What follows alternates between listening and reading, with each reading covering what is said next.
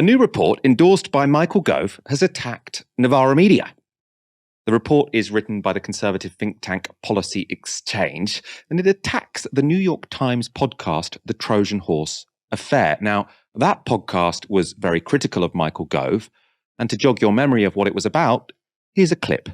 The letter looked to be a secret communique between Islamic extremists who'd been infiltrating the city's schools in a supposed plot called Operation Trojan Horse. The letter was bizarre, unsigned, incoherent, badly Xeroxed, yet still, it sparked one of the biggest school scandals in British history. Government investigators descended on Birmingham. The country beefed up its counter-terror policy. By the time it all died down, schools were revamped, teachers lost their jobs, some people were banned for life from education. The fallout has been huge. Prime Minister David Cameron, as we said, is calling a special meeting of the government's extremism task force. The former head. But what I always found suspicious about this whole affair is that this dodgy letter suggesting extremists were taking over our schools, nobody ever found out who wrote it or why. Remarkably, none of the investigators even tried. So I convinced Brian Reed over here that we should go for it. The podcast was a big success, reaching #1 in the UK and the US, and it was embarrassing for Michael Gove. He was Education Secretary at the time of the Trojan Horse scandal, and the podcast heavily implies that he launched inquiries into Muslim teachers and school governors because he was Islamophobic. And he's pretty pissed off about it. In the foreword to the Policy Exchange report, which he co-authored with ex-Theresa May advisor Nick Timothy, Michael Gove wrote this. There is a well-organised campaign that seeks to undermine our counter-extremism work and the government's counter-radicalisation strategy, PREVENT. Their attempt to rewrite the history of Trojan Horse was given fresh wind earlier this year by a podcast series from Serial and the New York Times, which has taken a peculiar stance towards Britain in recent years, repeatedly portraying this country as an insular backwater whose inhabitants are drowning in a tide of nostalgia, racism, and bad food. The facts of the Trojan Horse scandal were established in independent reports by Ofsted, Peter Clark, and Ian Kershaw. Those facts are not open to debate, for they are facts. It should not be necessary to reassert what happened in a new report like this, but thanks to campaigners and useful idiots in publications like the New York Times, it sadly is. This is an excellent report, and we should consider it the final word. Now, it does seem a little bit arrogant to say that a report which says that you acted perfectly at every opportunity should be definitive and we should accept it as the final word, but there we are. These are not modest people. Now, you can see there that both Michael Gove and Nick Timothy seem pretty annoyed with the New York Times. But in the Policy Exchange report itself, Novara also gets a few mentions. So here's one example. A significant number of tweets about the podcast raised criticisms of the Conservative Education Secretary at the time, Michael Gove, for websites such as Novara Media and one of its most prominent journalists, Ash Sarkar. This became a mini campaign, with Sarkar interviewing Saeed and Reed and her organisation repeatedly promoting that interview on social media. Pretty suspicious. Imagine us promoting one of our own interviews. Very, very suspicious. Odd. The report also references these tweets by Ash. So she tweeted on February the 14th, Valentine's Day. I don't get a lot of one-on-one time with Michael Gove, but he does follow me. So with that in mind, 1, is it true that you were made aware by Birmingham City Council and Counter-Terrorism Police that the anonymous letter was a hoax before you launched the Clark inquiry? 2, if so, how was it justifiable to launch an inquiry on the basis of a letter you know to be a hoax?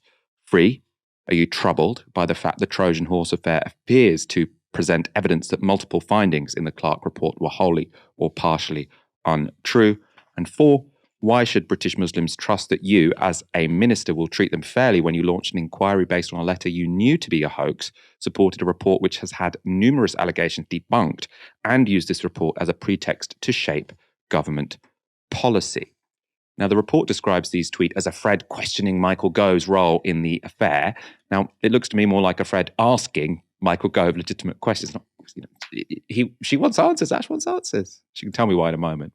First, though, here's another tweet referenced in the report. So this is Ash tweeting Nuzgani MP, so she's a Conservative MP. Another MP criticising the New York Times Trojan Horse podcast, but failing to dispute any of the facts. And more worryingly, Nuzgani seems to be repeating a discredited claim, and the claims that Nuzgani is making. Brum is my home city and Khalid Mahmood MP is spot on. Brummies don't want their kids taught terrorism conspiracy theories or that girls are unequal to boys. And the Policy Exchange report describes this tweet as Ash condemning the Tory MP. What the Trojan Horse affair lays out is that this letter was really quickly identified as a hoax, but then it took on this kind of tautological power. So, despite the letter being identified as a hoax, it was treated as a credible enough pretext to launch a series of investigations, which, despite finding and agreeing that the letter was a hoax, then used the content of the letter and the narrative of the letter to support its own findings, which were, in turn, some wholly or partially untrue. So it almost created this closed loop system where any one element of the narrative could be examined and to a significant degree discredited or shown to be an unreliable basis on which to shape public policy or to shape a public debate around the role of Islam in schools. But when you took it all together, it was seen as, well, okay, you knock out this part, but what about this? Or you knock out this part, and what about this part? And though each bit was unreliable, it became this really powerful force in shaping a moral panic. So that's what the Trojan Horse podcast explains. And of course, it does so in a hell of a lot more detail and in a way which is a lot more insightful than I just laid out here. What happened when the podcast was released is that despite its popularity amongst listeners, in the UK, there was a wall of silence around this podcast. Now, compare it to the kind of New York Times podcasts that have come out before. Take something like Serial, for instance. There was a media frenzy around it, even in the UK. So you would think that a podcast which examines a notorious series of events in British politics would be of interest to political journalists.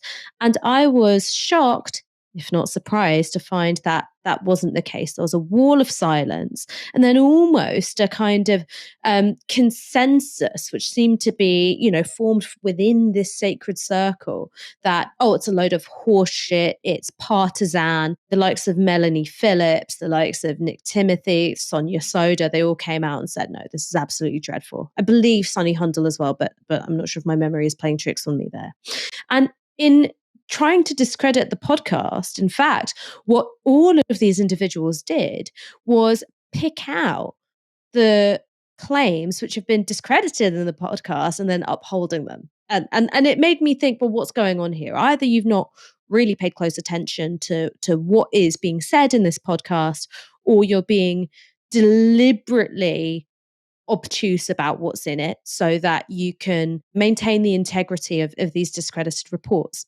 Now, I happen to think that it's most likely to be the latter because many of these journalists and politicians played quite a significant role in fanning the flames of this moral panic in the first place. So if you are to go, well, actually, there's some, quite worrying findings in this podcast or questions which need to be answered by powerful people in politics and media, then you would have to start looking at your own conduct during that time.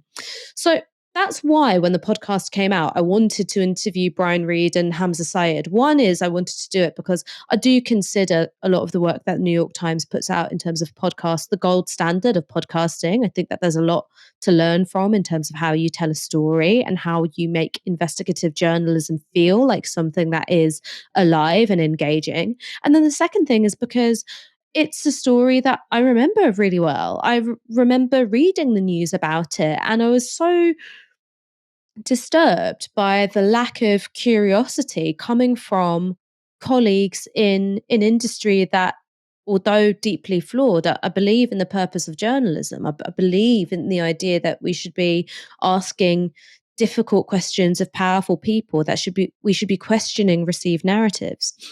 Now, I thought that Michael Gove and Nick Timothy would be confident enough to just ignore the Trojan Horse affair because there were enough journalists who did effectively ignore it or participate in an elite consensus that there was nothing to be taken seriously. I am pleased that they were rattled enough to have to participate in this defensive sham of a think tank report that they've they've been spooked into it nearly, a year later. I'm not surprised that what they've tried to do is characterize my questions as a campaign. And deliberately during that time, I limited all of my questions to ones which are on the basis of fact and the clarification of fact. The same with Nusrat Ghani, to go, well, hang on, this is a claim which has been discredited, so why are you repeating it? It wasn't about going, and you are an Islamophobe, and I think this about you. Those are things which I think are perfectly legitimate political opinions to have. They're not necessarily questions that I would bother putting to any MP or indeed to any minister. But what they had to do is characterize me and other journalists as effectively partisan campaigners. So we're left wing, we're anti-establishment, or we're Muslim. In my case, being all three, and therefore we're not to be trusted. Our inquiries aren't the terrain of journalism. It's knocking on the door of harassment. It's a form of loudmouth protest and shouldn't be taken into account. I'm just surprised that they weren't confident enough to just ignore it. And it tells me that actually the journalism that was done by Brian Reader and Hamza Syed was really powerful and really important. And that sometimes I feel that, when I'm asking questions and they're being ignored, I'm just a dog barking at a train.